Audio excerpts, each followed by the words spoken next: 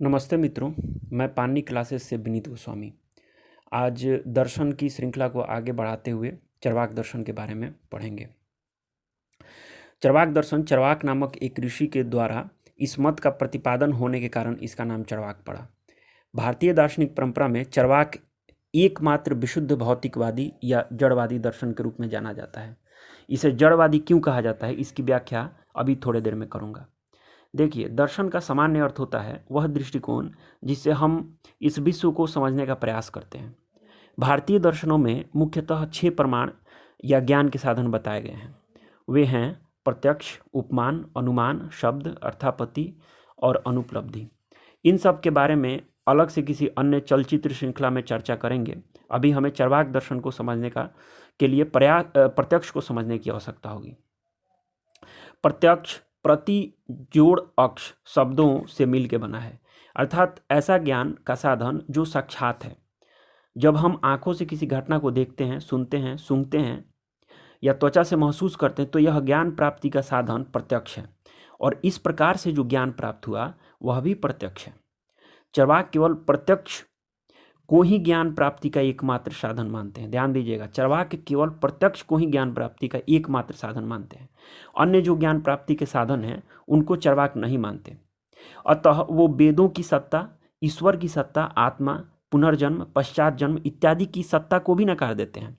अब आप लोगों के मन में प्रश्न उठ रहा होगा कि कैसे केवल प्रत्यक्ष को ज्ञान प्राप्ति का साधन मानने से ईश्वर और आत्मा इत्यादि का खंडन हो जाता है। इस चीज को समझने के लिए यहाँ पे संक्षेप में अन्य ज्ञान के साधनों अर्थात प्रत्यक्ष के अलावा अर्थात प्रमाणों को भी थोड़ा थोड़ा जानने की आवश्यकता है। जैसे शब्द प्रमाण, इस ज्ञान के माध्यम से हम सुनकर ज्ञान प्राप्त करते हैं। जैसे साधु बोलते हैं कि ईश्वर है तो हम विश्वास कर लेते हैं कि ईश्वर होंगे। उसी तरह से उपमान प्रमाण में ज्ञान उपमिति के माध्यम से प्राप्त होता है, अर्थात धुएं को देख के अग्नि का ज्ञान होना। हम धुएं को देख के अनुमान करते हैं कि वहां आग लगी होगी और उसे बुझाने के लिए दौड़ पड़ते हैं। किसी दिए गए ज्ञान का यह तरीका प्रत्यक्ष नहीं है, क्योंकि उसमें अनुमान का अंश है।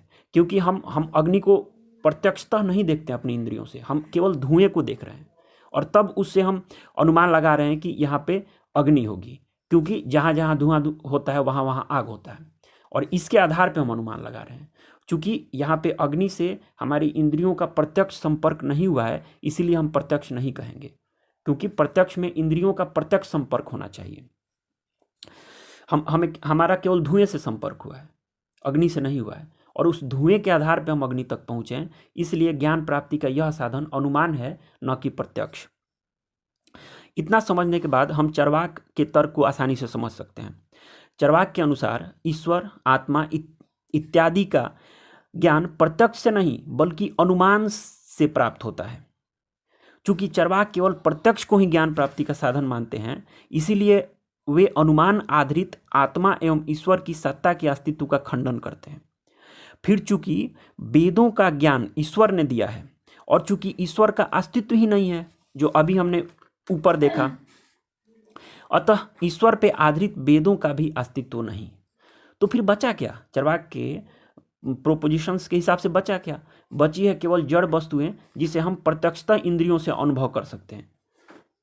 चरवाक के इस सिद्धांत को जड़वाद कहा जाता है। ऊपर जो हमने अभी देखा था कि जड़वाद क्यों इनके दर्शन को कहा जाता है, तो उसका कारण यही है। तो फिर जगत की, और इसीलिए यहाँ पे मैं इनके सिद्धांत को जड़वाद या भौतिकतावाद या भूत तत्ववाद कहा जाता है, जिसमें जीवन और जगत के मूल तत्व के रूप में जड़ तत्व या भौतिक तत्व को सत्ता माना जाता है। इसीलिए चरवाक को भौतिकवादी, जड़वादी दार्शनिक कहा जाता है। तो फिर अगर हम ऊपर के बातों को उनके समझें तो फिर जगत की व्याख्या की समस्या और आत्मा जैसी कोई चीज हमें अनुभव होती है, इस पे चरवाक को जवाब देना होगा। हमें हमारे इस प्रश्न को उनको संतुष्ट करना होगा, तभी हम उनकी इस दर्शन को स्वीकार कर पाएंगे। पहला प्रश्न यह है कि जब ईश्वर का अस्तित्व ही नहीं है तो जगत की उत्पत्ति कैसे हुई? क्योंकि ऐसा माना जाता है कि जगत की उत्पत्ति ईश्वर ने किया। तो उत्तर में चरवाक स्वभाववाद तथा आकस्मिकतावाद नामक 2 सिद्धांत देते हैं। स्वभाववाद के अनुसार जड़ तत्वों में निहित स्वभाव से जगत की उत्पत्ति होती है। और इसीलिए यह जो सिद्धांत है स्वभाववाद कहलाता है। अर्थात जो जगत जो है छोटे छोटे तत्वों से मिलकर बना है और उन तत्वों का स्वभाव ही है आपस में मिलना और फिर टूटना, फिर मिलना, फिर टूटना। इसलिए जगत की उत्पत्ति होती रहती है, फिर खत्म हो जाती है, फिर उत्पत्ति होती है, फिर खत्म हो जाती है।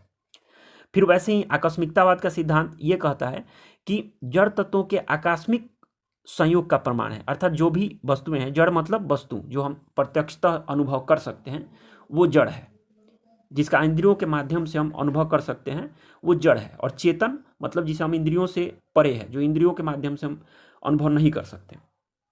तो इनका आकस्मिकता बात का सिद्धांत ये कहता है कि जड़ तत्वों के आकस्मिक संयोग का परिणाम है। इस रूप में विश्व प्रक्रिया प्रयोजनहीन है और यहीं पे चरवाक यंत्रवाद का समर्थन करते हैं। इस सिद्धांत के अनुसार जगत बिना ईश्वर के ही बन सकता है, क्योंकि अभी उन्होंने बताया स्वभाववाद के सिद्धांत से। यहीं से चरवाक का सिद्धांत आज के विज्ञान से भी सहमति रखता है, क्योंकि आज का विज्ञान भी इन्हीं आधार वाक्यों के आधार पे बढ़ा है। फिर दूसरा प्रश्न कि आत्मा जैसी कोई चीज नहीं है, तो हम आत्मा जैसी किसी चीज या चेतनता या कॉन्शियसनेस अर्थात हमें अनुभव होता है कि मैं हूं की व्याख्या कैसे हो पाएगी। उसके लिए वे भूत चैतन्यवाद का सिद्धांत देते हैं। मतलब भूतों से अर्थात भौतिक तत्वों से ही चेतना पैदा होती है, न कि उसका अलग अस्तित्व होता है। ठीक वैसे ही जैसे पान में लालिमा नहीं होती, लेकिन पान के विभिन्न तत्वों को मिला के जब खाया जाता है तो उससे लालिमा उत्पन्न हो जाती है। अर्थात वो कहना चाहते हैं कि जड़ तत्व से ही आत्मा की उत्पत्ति होती है, आत्मा जैसी चेतन पदार्थ की उत्पत्ति नहीं होती। और यहाँ पे ध्यान देने वाली बात यह है कि वो चेतन का विरोध क्यों कर रहे हैं चरवाक, क्योंकि अगर चरवाक पहले ही मान चुके हैं कि ज्ञान का एकमात्र साधन प्रत्यक्ष ही है, तो अगर वो चेतन को मानते हैं तो चेतन का तो प्रत्यक्ष होता नहीं है, तो फिर उसके लिए उनका पूरा सिद्धांत ही ढह जाएगा। जो घर खड़ा किया उन्होंने वो पूरा ध्वस्त हो जाएगा। इसलिए उनकी मजबूरी हो जाती है कि वो चेतन तत्वों को अस्वीकार करें। चरवाक का उपरोक्त सिद्धांत ऊपर ऊपर देखने से ठीक लग सकता है, लेकिन उन्होंने भी अपने दर्शन में बहुत बड़ी भूल कर दी। ऐसी भूल जिसे हम अपने पैरों पे कुल्हाड़ी मारना कह सकते हैं। वह भूल यह है कि वे ईश्वर और आत्मा के अस्तित्व का खंडन प्रत्यक्ष प्रमाण से नहीं कर रहे, बल्कि अनुमान से कर रहे हैं, जिसे वो प्रमाण का साधन ही नहीं मानते, जिसे हमने पीछे देखा था। अगर हम इस तर्कवाद को देखें, अगर हम उपरोक्त जो अभी मैंने कहा उसको एक तर्कवाक्य के रूप में देखें, तो तर्कवाक्य कुछ इस प्रकार से बनेगा। पहला तर्कवाक्य, जो चीज प्रत्यक्ष नहीं है उसका अस्तित्व नहीं। दूसरा वाक्य, ईश्वर और आत्मा का चूंकि प्रत्यक्ष नहीं हो सकता, अतः ईश्वर और आत्मा का अस्तित्व नहीं है। अब आप लोग समझ गए होंगे कि वे अनुमान प्रमाण और ईश्वर का खंडन करने के लिए स्वयं अनुमान का सहारा ले रहे हैं, जिसको प्रमाण का साधन ही नहीं मानते। अतः चरवाक के बारे में ऐसा कहा जाता है कि चरवाक द्वारा अनुमान का खंडन स्वयं में अनुमान की प्रक्रिया है, जिसे वो प्रमाण मानते ही नहीं। तो ये जिस आधार पर उन्होंने दर्शन को खड़ा किया, बाद में फिर उन अपने ही आधार को वो स्वयं गिरा देते हैं। ठीक है, खैर फिर भी चरवाक अपने सिद्धांतों के कारण प्राचीन काल में और आज भी काफी विवादित रहे हैं। उनकी एक प्रसिद्ध युक्ति है कि यावत् जीवेत सुखम जीवेत ऋणम कृत्वा घृतम पिबेत भस्मीभूतस्य देहस्य पुनरागमनम कुतः। अर्थात जब तक जियो सुख से जियो, ऋण लेकर घी पियो, शरीर के विनाश के पश्चात यहाँ पुनः आगमन नहीं है।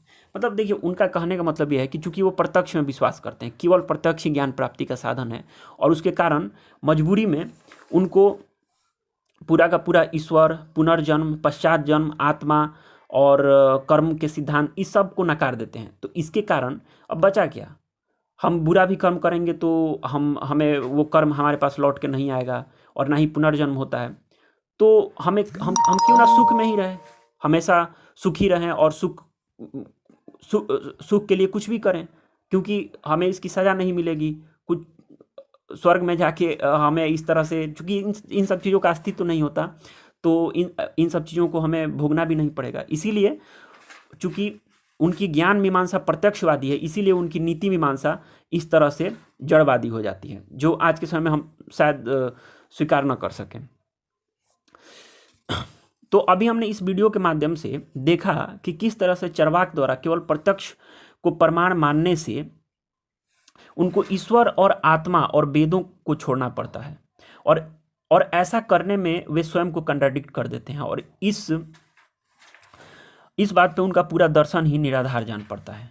फिर भी चरवाक दर्शन हमारे लिए महत्वपूर्ण है, क्योंकि विज्ञान भी कुछ कुछ इन्हीं आधारों पर टिका है, और चरवाक की इन कमियों से हम विज्ञान की कमियों की तरफ भी इंगित कर सकते हैं। इसी के साथ यह श्रृंखला के इस वीडियो को मैं ख़त्म करता हूँ। आप सभी का आभार, धन्यवाद।